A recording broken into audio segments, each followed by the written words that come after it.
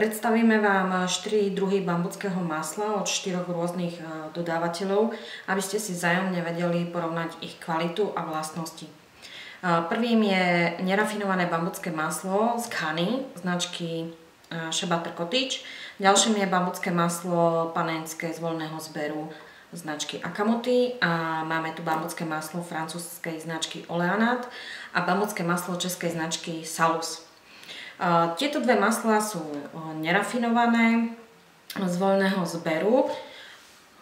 Vám ich odkryjem. Takže vidíte, krásna žltá farba. Konzistencia mekučka. Je to v podstate ako bravčová masť. Má jemnú orechovú arómu. Toto je vlastne bambucké maslo triedy A, čo je to najkvalitnejšie maslo a je vhodné aj do domácich výrobkov z bambuckého masla. Takže ak si robíte našľahané bambucké maslo alebo nejaký krém, tak toto je najvhodnejšie. Ďalej je to bambucké maslo značky Akamuti. Trošku tvrdšie, bude ho potrebné trošku nahrievať, pravdepodobne fénom alebo proste nejakým spôsobom ho rozstaviť. Ono je to v dôsledku toho, že každé bambucké maslo má iný podiel stearínu a olionínu a to určuje vlastne tvrdosť toho bambuckého masla.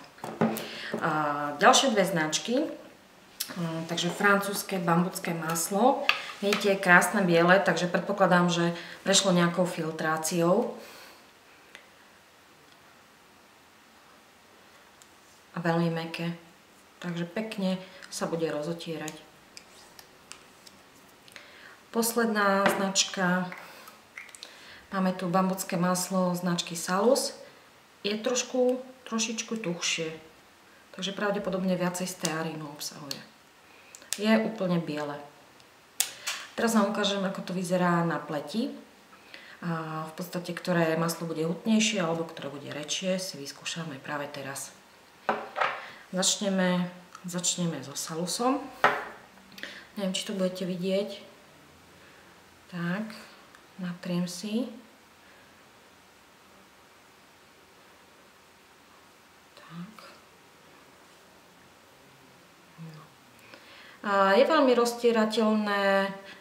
Povedala by som, že nie je také viskozné, to znamená také husté. Väčšina zostáva na povrchu. Neviem, či vidíte tie odlesky. Teraz dáme bambucké maslo Oleanat. Dáme si na toto. No, to už je cítiť, že je hustejšie, hutnejšie. No. Takže aj väčšia plocha možno sa s tým natrie. Tak. Ideme Akamuti. Áno, to už je zase o niečo hutnejšie.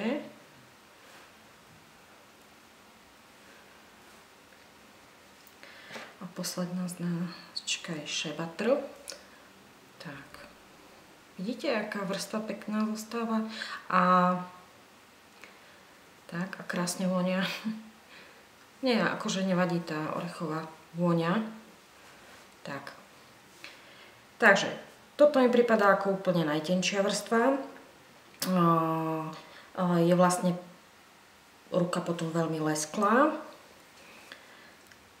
Tak. A toto vidím, že sa to krásne vpíja, mám pocit. Je to také hutnejšie. Tieto tri maslá mi pripadajú o mnoho hutnejšie než ten Salus. Takže tak. Pre výrobu vlastných výrobkov, tak ako som povedala, je najlepšie Shebater. A na priame používanie na pleť, pokiaľ s tým nechcete robiť žiadne výrobky, odporúčam tieto dve masla používať.